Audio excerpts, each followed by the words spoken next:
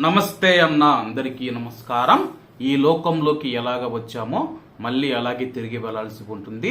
మనం ఇక్కడ ఎంత సంపాదించినా సరే, ఎంత డబ్బు సంపాదించినా, ఎన్ని ఆస్తులు సంపాదించినా సరే, మన ఒంటి మీద గుడ్డ కూడా లేకుండా అయితే మనం వెళ్లాల్సి ఉంటుంది. ఈ యొక్క విషయం ప్రతి ఒక్కరూ గుర్తుంచుకోవాలి. తాజాగా మనం చూసుకుంటే ఆస్తి వివాదం కారణంగా 3 రోజులుగా మనం చూసుకుంటే మృతదేహానికైతే అంత్యక్రియలు జరగలేదు.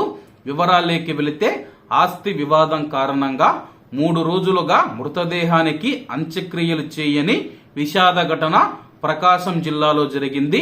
హైదరాబాదులో ప్రమాదవశాత్తు మరణించిన శివాచారి మృతదేహాన్ని భార్య ఈశ్వరి గిద్దలూరులోని అత్తింటికి తీసుకువచ్చింది. శవాన్ని ఇంటి వద్ద పెట్టొద్దంటూ శివాచారి తల్లి సోదరి తాళం వేసుకుని వెళ్లిపోయారు. పోలీసులు వచ్చి అంత్యక్రియలు చేయాలని సూచించిన ఆస్తి విషయం తేలే వరకు చేయబోమని తేల్చి చెప్పారు. దీంతో భార్య ఆవేదన చెందుతూ ఉంది. అలాగే ఇక్కడ ముఖ్యమైన విషయం ఏంటంటే, అక్కడ మనిషి చనిపోయి పడి ఉన్నాడు. ముందు అంత్యక్రియలు పూర్తి చేసి ఆ తర్వాత మీ యొక్క ఆస్తుల గొడవ ఏదైనా ఉంటే కొట్టుకొని చావండి. చనిపోయిన మనిషికి కూడా ఆస్తి ఉంది. ఆ యొక్క ఆస్తిలో చిల్లి గవ్వ కూడా ఒక్క పైసా కూడా అయితే చనిపోయిన వ్యక్తి తీసుకొని పోలేదు.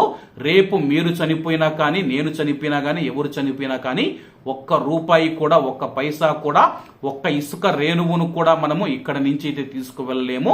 ఈ యొక్క విషయాన్ని మర్చిపోయి ఆస్తులని చెప్పేసి చాలా మంది అయితే ఇలా కొట్టుకుని చచ్చిపోతూ ఉన్నారు. ఏ రోజుకైనా అందరూ చనిపోవాల్సిందే కాబట్టి ఈ యొక్క విషయాన్ని గుర్తుంచుకోవాలి. చాలా మంది మన ఇంట్లో వారు కానీ, బయట వారు కానీ రకరకాలుగా ప్రపంచం మీద చూస్తూ ఉన్నాము.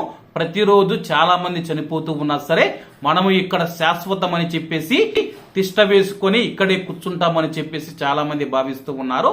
ఇది తప్పు.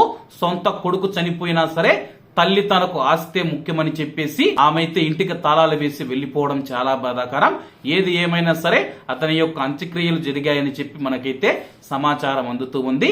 కాబట్టి అందరూ బాగుండాలి, అందులో మనం ఉండాలి. అందరికీ నమస్తే అన్న. జై హింద్.